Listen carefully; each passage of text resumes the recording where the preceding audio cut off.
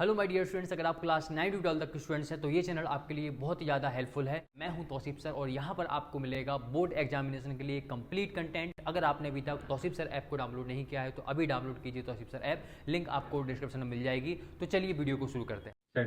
क्या बोलते हैं सेट की डेफिनेशन क्या हुई? A well defined collection of distinct object is called sets. की डिस्टिंक्ट ऑब्जेक्ट के वेल डिफाइंड कलेक्शन को अपन क्या बोलेंगे? सेट बोलेंगे। इतनी बात क्लियर है? Well defined collection of distinct object, अलग अलग ऑब्जेक्ट के वेल डिफाइंड कलेक्शन को अपन क्या बोलेंगे? सेट बोलेंगे। अब यहाँ पे डिस्टिंक्ट ऑब्जेक्ट कौन है? क्लियर है? और किस कलेक्शन को अपन सेट बोलेंगे और किस कलेक्शन को सेट नहीं बोलेंगे, अपन को ये समझे कि नहीं समझे? सबसे पहले सेट का मतलब क्या है? सेट का मतलब है कलेक्शन। सेट का मतलब क्या है? कलेक्शन। किसका कलेक्शन? अलग अलग ऑब्जेक्ट्स का, और वो भी कैसा? Well defined collection. समझे कि नहीं समझे? मतलब हर कलेक्शन की एक प्रॉपर डेफिनेशन होनी चाहिए। क्लियर है?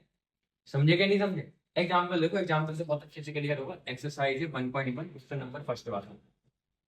यहाँ पे लिखा हुआ है which of the following arts है एंड जस्टिफाई योर आंसर। अपन को बताना है कि इसमें से कौन सा कलेक्शन सेट है। सबसे पहले क्या बोला हमने? सेट क्या है? Set is a well defined collection of distinct object. अलग अलग ऑब्जेक्ट की वेल डिफाइंड कलेक्शन को अपन क्या बोलते हैं?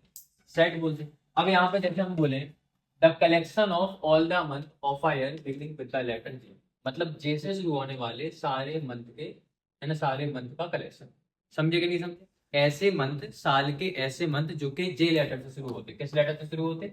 जे लेटर से शुरू होते। अब यहाँ पे ये जो कलेक्शन है ना, ये बिल्कुल वेल डिफाइंड है।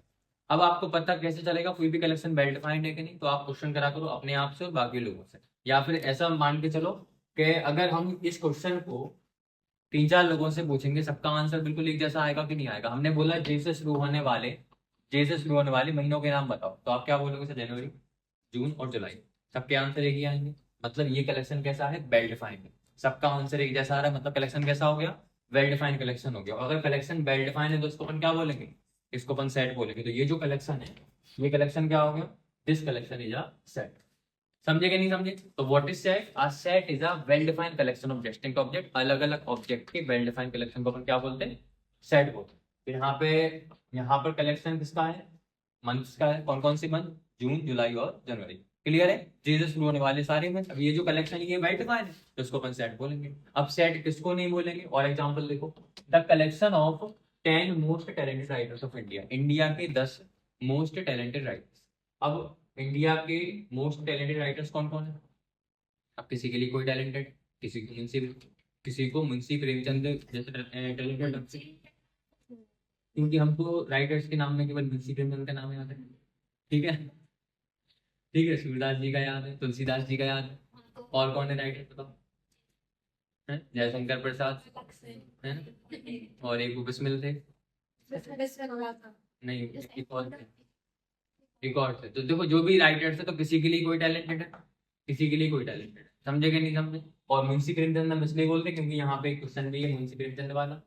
समझे? तो उसकी वजह से मुंशी प्रेमचंद, है ना, तो इसलिए वो मुंशी प्रेमचंद नाम में तक, है ना। इतनी बात क्लियर हो गई कि नहीं होगी? तो collection of 10 most talented actors of India, यहाँ पे क्या होगा? सबका आंसर अलग अलग आएगा। किसी के लिए कोई टैलेंटेड है, किसी के लिए कोई टैलेंटेड है। तो यहाँ पे एक प्रॉपर डेफिनेशन नहीं है, ये कलेक्शन प्रॉपर तरीके से डिफाइंड नहीं है। समझे कि नहीं समझे? तो इसको अपन सेट नहीं बोले। कौन सेट होगा और कौन सेट नहीं होगा, ये बात क्लियर है कि नहीं? आगे सुनो। A team of 11 best cricket batsman of the world, मतलब वर्ल्ड के 11 बेस्ट क्रिकेट बैट्समैन। अब बेस्ट क्रिकेट बैट्समैन कौन है? क्लियर? अब किसी के लिए कोई बेस्ट है, किसी के लिए कोई बेस्ट है। इसकी भी बेस्ट की कोई डेफिनेशन नहीं होती। कोई बोलेगा नीम को तो मतलब विराट कोहली, ठीक है, अच्छा लगता, वो ज्यादा बेस्ट क्रिकेट बैट्समैन है। समझे कि नहीं समझे? इस प्रकार से सबके आंसर क्या आएंगे? अलग अलग आएंगे। इसका मतलब ये कलेक्शन भी हमारा सेट नहीं होगा। Clear?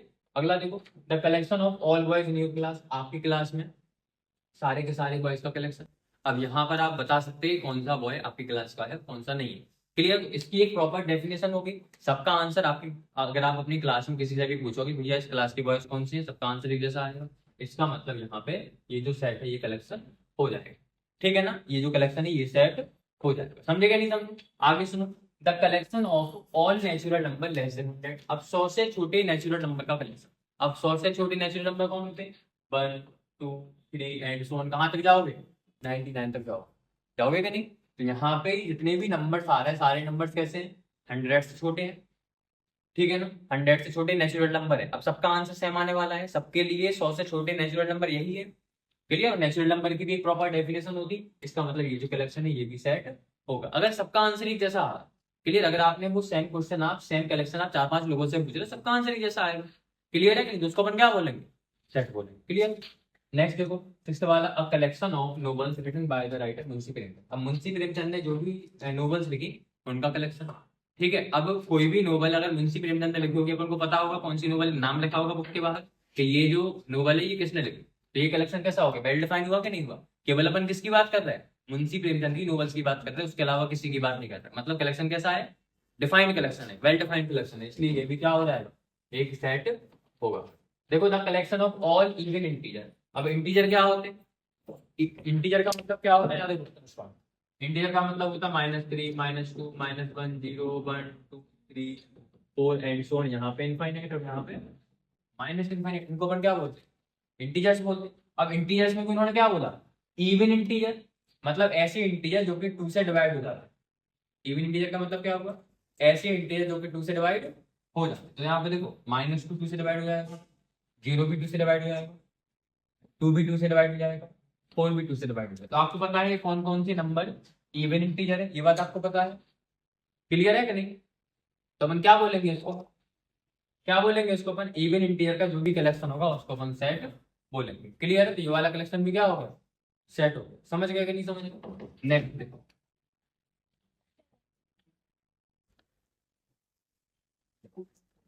The collection of the collection of the collection of questions in this chapter. इस चैप्टर में जो भी क्वेश्चंस है उनका कलेक्शन, समझे क्या नहीं। अब इस चैप्टर में कौन से क्वेश्चन है पता है आपको, अगर हम किसी दूसरे चैप्टर का क्वेश्चन इसमें रख देंगे आपका आंसर आएगा यस और नो में आंसर कर पाओगे, और साथ में कोई भी बता देगा कि इस चैप्टर का कौन सा कलेक्शन, इस चैप्टर का कौन सा क्वेश्चन है, क्लियर, और इस चैप्टर का कौन सा क्वेश्चन नहीं है। तो सबका आंसर मतलब सेम आएगा कि नहीं आएगा, तो ये भी क्या होगा, ये कलेक्शन भी एक सेट। अब उसके बाद कौन है, अ collection of most dangerous animals of the world, दुनिया के सबसे खतरनाक जानवर। अब किसी के लिए कोई खतरनाक, किसी के लिए कोई डेंजरस है, किसी के लिए कोई डेंजरस, समझेगा नहीं समझे। किसी को एक छोटे से कॉकरोच से डर लगता, किसी को सिर से भी डर नहीं लगता, समझेगा नहीं समझे। सबके लिए डेंजर की डेफिनेशन अलग अलग है, इसकी एक प्रॉपर डेफिनेशन नहीं है। इसका मतलब ये क्या है, ये तो कलेक्शन है, ये हमारा सेट नहीं है। कोई डाउट किसी को, इतनी बात समझ में आ गई। अब देखेंगे अपन representation of a set, heading डालो रिप्रेजेंटेशन ऑफ अ